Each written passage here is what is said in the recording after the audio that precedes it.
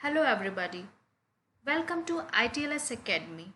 Today we will discuss about the stages of downstream processing. So let's have an overview. Basically in downstream processing, the various stages of processing that occur after the completion of the fermentation or bioconversion stage includes separation, purification, and packaging of the product. So, various stages in downstream processing are: the first one is removal of insolubles, the second one is product isolation, the third one is product purification, and the fourth one is product polishing, and the last is a few product recovery methods may be considered to combine two or more stages. For example, expanded bed adsorption accomplishes removal of insolubles and product isolation in a single step. Affinity chromatography often isolates and purifies in a single step. So let us discuss these stages one by one.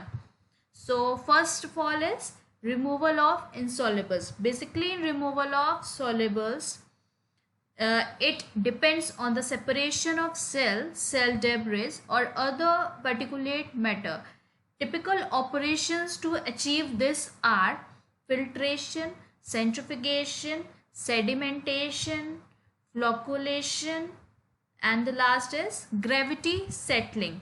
So let us discuss all these. So what is the filtration? Basically, it is a mechanical operation used for the separation of solids from fluids, basically liquids or gases, by interposing a medium to porous membrane through which the fluid can pass, but the solids in the fluid are retained. The solid particles deposited on the filter form a layer which is known as filter lake. Basically, all the solid particles from the feed are stopped by the cake, and the cake grows at the rate at which particles are brought to its surface. All the fluid goes through the cake and filter medium. Next is centrifugation. Basically, centrifugation is used to separate particles of 100 to 0.1 micrometer from liquid by gravitational forces. It depends on particle size, density difference between the cells, and the broth and broth viscosity. It depends on the use of centrifugal force for the separation of mixture. Basically, more dense components migrate away from the axis of the centrifuge. Depends on less dense components migrate towards the axis. Types of centrifuge used are tubular bowl centrifuge, multi-chamber centrifuge, disc bowl centrifuge. Next is the sedimentation. It is applicable only for large particles greater than 100 micrometer flocks. It is a slow process and takes approx 3 hours. It is used in process like activated sludge effluent treatment. It's a free settling process, depends only on gravity. Particle settling is a high particle dense suspension, hindered settling. So next is the flocculation process, where a solute comes out of solution in the form of flocks or flakes. Particles finer than 0.1 micrometer in water remain continuously in motion due to electrostatic charge, which causes them to repel each other. Once their electrostatic charge is neutralized, use of coagulant, the finer particles start to collide and combine together. These larger and heavier particles are called flocks. So the next one is product isolation. Basically, product isolation depends on the removal of those components whose properties vary markedly from that of desired product. Here, water is the chief impurity. It includes isolation steps are designed to remove it, that is dialysis. It reduces the volume, concentrate the product. Basically, examples include liquid extraction, adsorption, ultrafiltration, precipitation. These are some of the unit operations which are involved in product isolation. So let us discuss these one by one. So what is liquid extraction? Basically, it is a separation process that takes the advantage of the relative solubilities of solute in immiscible solvents. Solute is dissolved more readily and becomes more concentrated in the solvent in which it has higher solubility. A particle separation occurs when a number of solutes have different relative solubilities in the two solvents used. Solvent should be non-ionic, selective, inexpensive and immiscible with broth, and should have a high distribution coefficient for the product. Next is the adsorption. It is a surface phenomena. It is the binding of molecules to the surface and different from absorption. The binding to the surface is weak and reversible. Here, compounds containing chromogenic group are used strongly adsorb on activated carbon. Basically, common adsorbent used are activated carbon, silica gel, alumina, because they present enormous surface areas per unit weight. So the next is ultrafiltration. Basically, ultrafiltration is a pressure driven separation process. The operating pressure is usually between 0.1 and 1 megapascal. Ultrafiltration is governed by screening principle and dependent on particle size. Ultrafiltration membranes have a pore size between 1 nm and 100 nm, thus allowing retention of compounds with a molecular weight of 300 to 500,000 Dalton. Typically, the process is suitable for retaining biomolecules, bacteria, virus, polymers, colloidal particles, and sugar molecules. So the next is precipitation. Formation of solid in a solution during a chemical reaction. Solid formed is called the precipitation, and the liquid remaining above the solid is called the supernatant.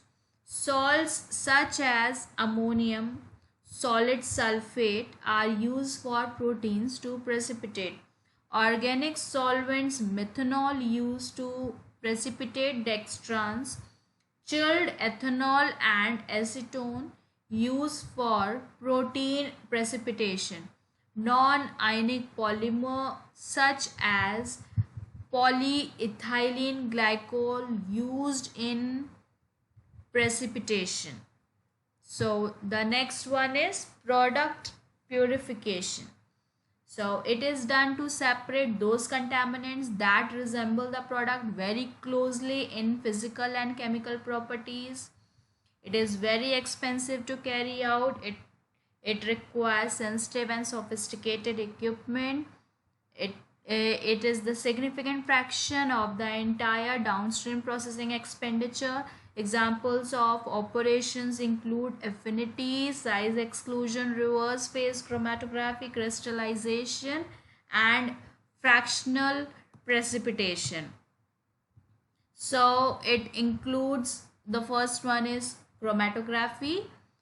Basically, it is based on separation of mixtures, passing a mixture dissolved in a mobile phase to a stationary phase, which separates the analyte to be measured from other molecules in the mixture and allows it to be isolated. So there are so many types of chromatography. Let us discuss it. So the first is ion exchange chromatography. Basically used charge stationary phase to separate charge compounds. Resin that carries charge functional groups which interact with oppositely charged groups of the compound to be retained. So if we talk about the definition the includes the ion. Basically ion is an atom or molecule which has lost or gained one or more valence electrons, giving it a positive or negative electric charge.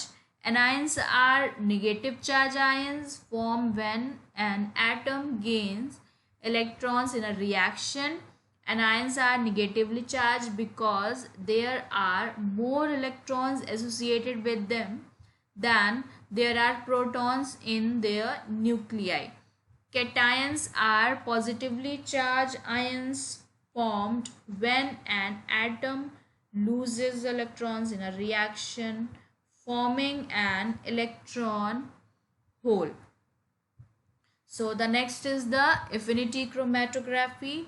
Basically affinity chromatography separates the protein of interest on the basis of reversible interaction between it and its antibody, coupled to a chromatography bead with a high selectivity, high resolution and high capacity for the protein of interest.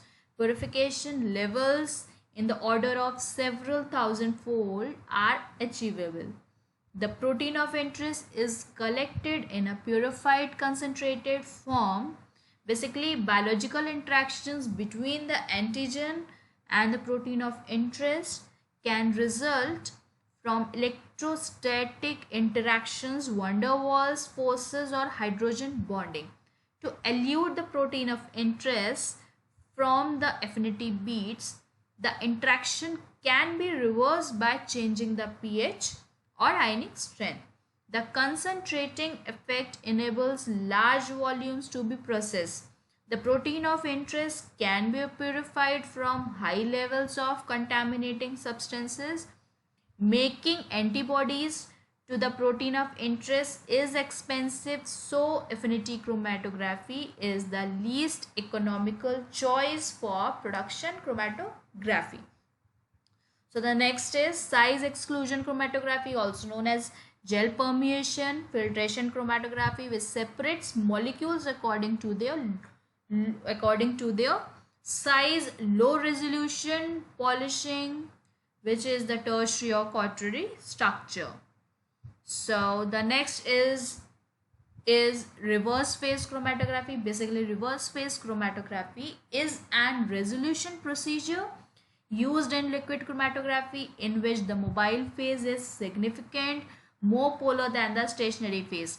If we talk about the definition in polarity, the dipole-dipole in intermolecule forces between the slightly positively charged end of one molecule to the negative end of another or the same molecule. Molecular polarity is dependent on the difference in electronegativity between atoms in a compound and the asymmetry of the compound structure.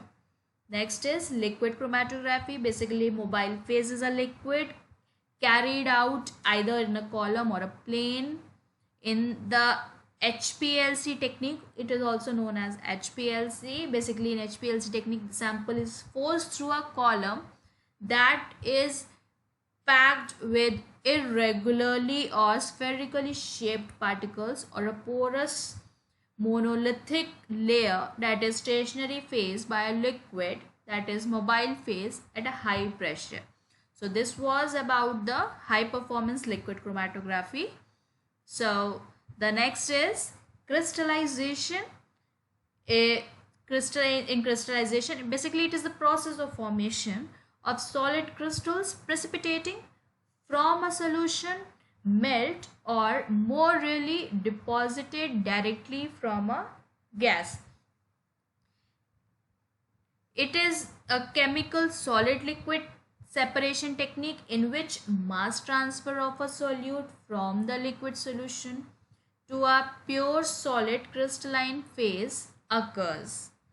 So the last is product polishing. Basically, product polishing describes the final processing steps which ends with the packaging of the product in a form that is stable, easily transportable and convenient.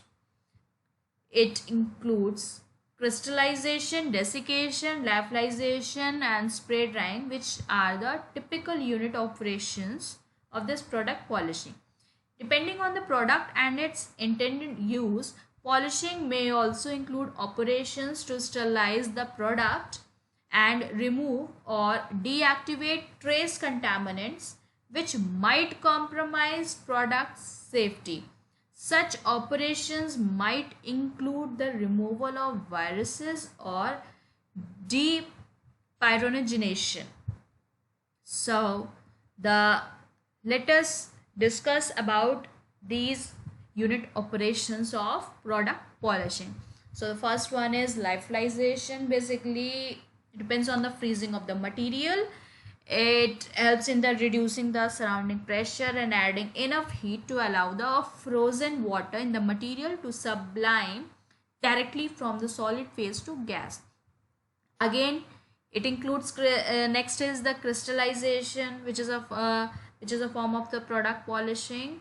So basically, crystallization we all have discussed earlier. It is the process of formation of solid crystals precipitating from a solution, melt or more rarely deposited directly from a gas.